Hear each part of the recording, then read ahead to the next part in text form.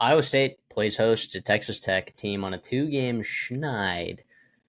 Iowa State 14.5-point favorites in this one. Don't know the status of Baron Morton. I believe he's questionable. I Don't we guess care? Do we care? Real quick, do we care? a little Sure. bit. A little On bit. the yeah. Will Hammond, first road start, as young as he is, that's pretty daunting, right? Yeah.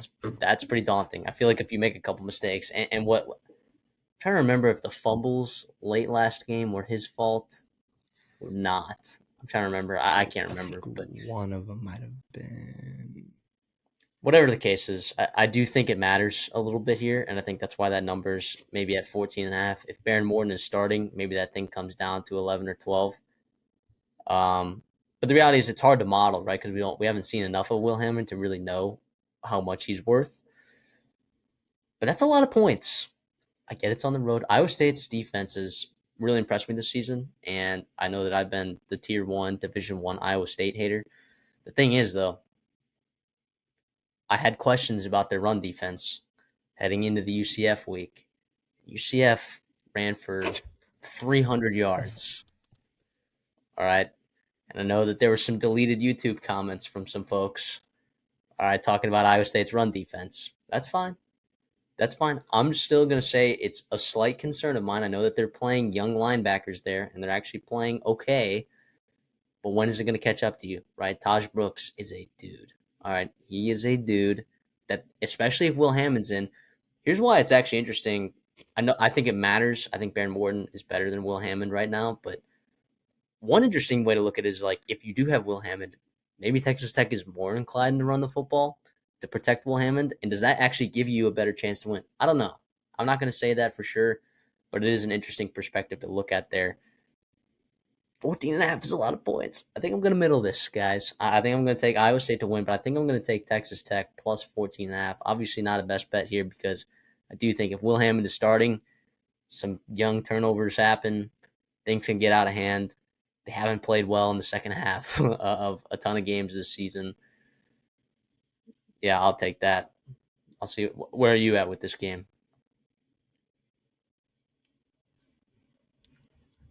I'm gonna middle it too. This is a big spread to cover in the Big 12, and I know we see blowouts all the time, and I know the volatility is so big, and even in this game too. But I just see more times than not. This is going to be somewhat of a close game. I think backdoor cover certainly in play for Iowa State. I think they're at a point where it's just win, win, win, and we're in type thing for them. And I think if they run the table here 12-0, they should be in the playoffs no matter what happens in the Big 12 championship. But Great. like you said, I like the idea of. I don't hate the idea of Will Hammond going in there. I think he brings, just not that it's been all on Morton because his defense has looked awful for a lot of the year for Texas Tech, but he brings, I think, a different juice. I think something different might change this thing. I think they were all really impressed, and they've seen him in practice for a while, and we've seen him, in the Elite 11 and all these other things, been really impressive on the national stage.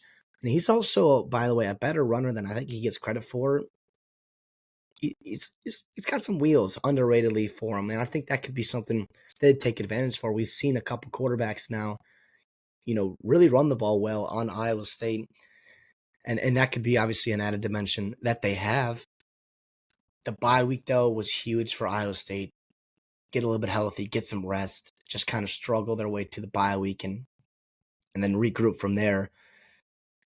Texas Tech is they're in, desperation mode. I'm going to middle it here. I think that's more likely than not. Rockebeck throws a couple turnovers. This opportunistic defense gets going.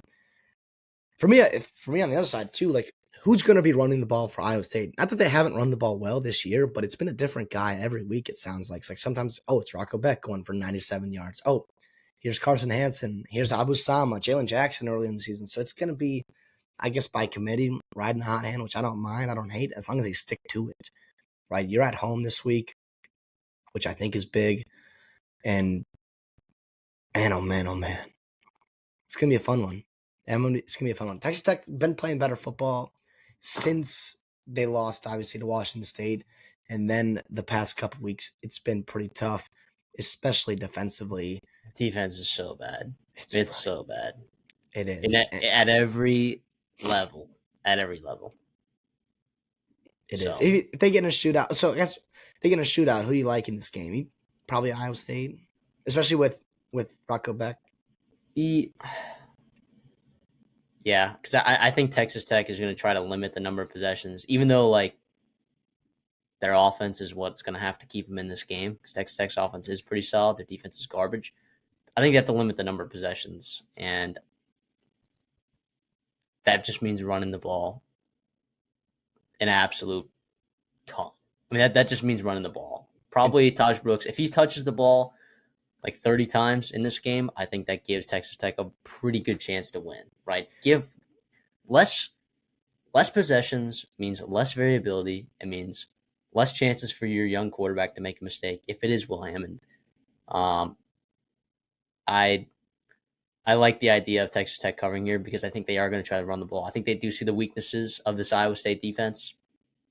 And if you're Iowa State, right, and you're giving up 170 yards per game on the ground, 5 yards per carry, I think Texas Tech is going to see that and feed Taj Brooks if they know what's good for them, right? well, they did that last week too, and so this is interesting because this is classic Big 12. We love this the wild variance in games, and it's like how did this team win? So Texas Tech went on run against TCU last week. They had just about the same amount of total yards. It was 438 to 461, so just about the same. They ran right. Let's call it 6 plus. They ran 29 more plays than TCU did. They had the ball for 15 more minutes than TCU did. They won the turnover battle. They had the They ball were inside the more 30 with like they were more efficient. They were more efficient on third down. They did not they were 2 for 2 on fourth down while TCU was 0 for 1. So there was technically 4 turnovers by TCU and only 2 for Texas Tech, and you still lost. That's but what's those crazy. those turnovers came at the worst time. Yes. It one when you were driving down to take the lead. I believe that was a Will Hammond fumble, by the way. And then the other one was, I believe, Josh Kelly, our boy. Bummer on the last possession for Texas Tech in that game. But It was like the last play of the game, so it was like it was whatever. yeah, But but the funny part about that, I'm looking at the stats now. I didn't realize this, but Texas Tech put the ball on the ground 5 times in that game and actually recovered it 3 times. So it actually could have been worse for Texas Tech, but it is what it is.